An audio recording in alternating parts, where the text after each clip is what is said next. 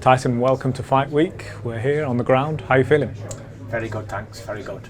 I've seen you moving around a lot for your training camp. You went over to Thailand. Is that where the whole thing was based? I was over in Thailand 14 weeks, yeah. Then I got back last Tuesday and I've been based at Champneys just to taper off at the end.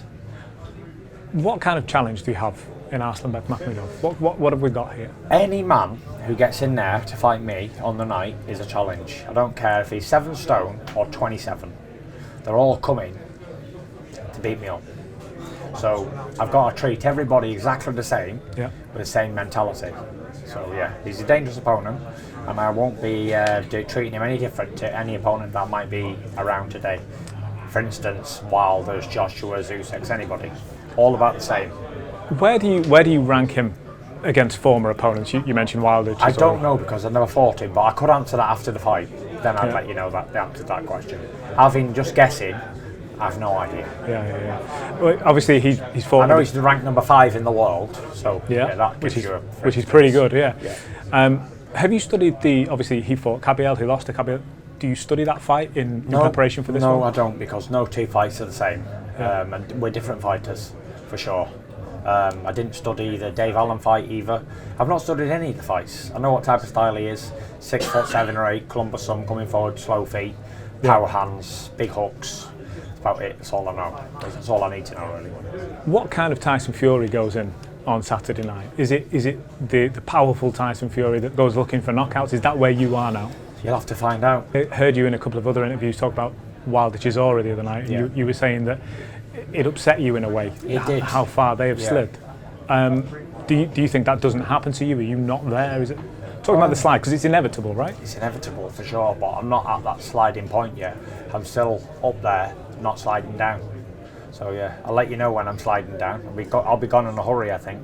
When you look at the other heavyweights, do you see that? Do you see that in the likes of, say AJ? I know it was the Jake Paul fight. I haven't seen that's it. That's the name you're going to be linked to. Obviously, right? He got chinned by Daniel Dubois, but I don't think it was because of he slid down or whatever. I just think that would have happened at any time in his career, really. I haven't really seen that much of a decline, if any. I see a little bit of a difference since he got beat by Andy Ruiz years ago. He went a little bit like gun shy, where he didn't want to get hit, and he was like, what if, and all that. But other than that, I haven't seen a decline in AJ. He still looks an awesome specimen, and he's still doing what he always did.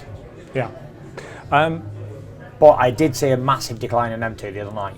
Like the Chisora who fought Otto Wallin a year ago was a different Chisora who fought Deontay Wilder. And same for Deontay. Deontay looks the part, looks like a Greek god, but he's completely shot to bits. He can't pull the trigger anymore. And he may as well fight with one hand tied behind his back because he doesn't use it anymore either. On Deontay, I saw a clip of you on social a little while ago joking about Moses Atama, saying it's a young man's game. No. But then after his fight the other night, Wilder comes out and he says, I'd fight Moses Atama. How does that go? I think it's just for the wrong reasons. Frank would have to give him a good few million to fight him. It's for the wrong reasons. To fight if you've already had 40, 50 million and spent that, what goes another 2 or 3 million to you? Pointless. To get embarrassed by a young kid from the world, and you're only going to spend anyway. So you think Moses takes that fight? It's not even a fight. Right. It's not a fight. One man's shot to pieces, and one man isn't. One man's in his prime. On his way up, you could say. Just onto your fight then. You've been very sort of friendly. It certainly looked friendly and respectful yesterday. Face off on top of the stadium. At what point does that change? It doesn't. It doesn't change. There's no rivalry between me and Arslanbek. There's no animosity. There's nothing. It's never been a rivalry. Strictly business. So when you get into the ring on fight night and you two step towards one another, obviously then it's not going to be hugs and sort of pats on the back. Just strictly business. What does somebody see when they don't see the respectful Tyson Fury, I guess is the way of putting it? Nothing's going to be different on Saturday night. It's just going to be usual business. There's no, like I say, there's no need to trash talk somebody who's not very good at English, who can't speak back. You know what I mean? It's just a one-sided affair. You need a dance partner to do all that with, and Arslanbek is not that person. He's not a vocal person who can speak. He's just a boxer. So for me and him, this is just a business transaction. nothing more. You've got to get past him, and then you have. Then I've just got to get past him and then go home, enjoy a few Easter eggs that I've put in the freezer from last week. What's your favourite Easter egg? Anyone that's I like Cadbury's ones the best actually. The cheap ones are like £1. They used to be £1, probably about £10 now. I don't remember how much they are, but yeah, the cheapest ones that come apart and used to have print on them, like a Cadbury's print. Yeah. They used to be £1. I don't know how much they are anymore. No, I don't. But, I don't want to check. Like, the Easter eggs used to be like this big in a box, and now they're like this big.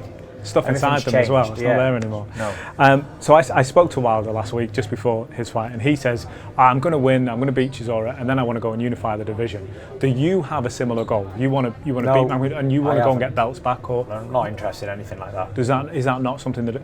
Who do you think holds all the belts 12 months from now? I don't know. They're all the people who's got them now. Usyk's 39-year-old. He doesn't want to be fighting anybody other than people he's going to get paid heavily for. So that'd be probably me. Yeah. And the rest of it, it's not worth talking about. Yeah, Fabio's on the way up. He's doing his thing. He's doing really well. Congratulations to him.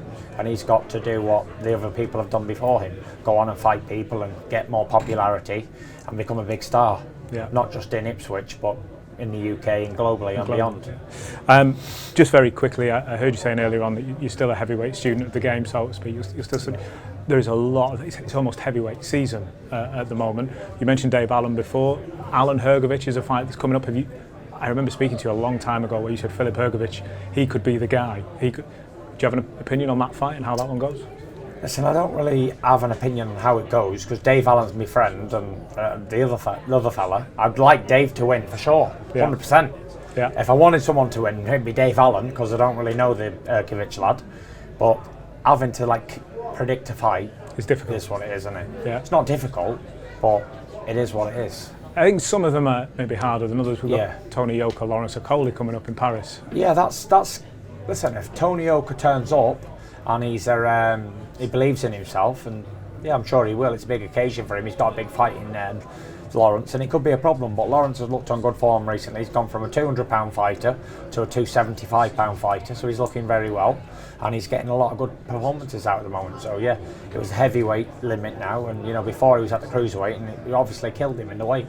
Yeah. Just finally, Tyson, we'll end obviously on yourself.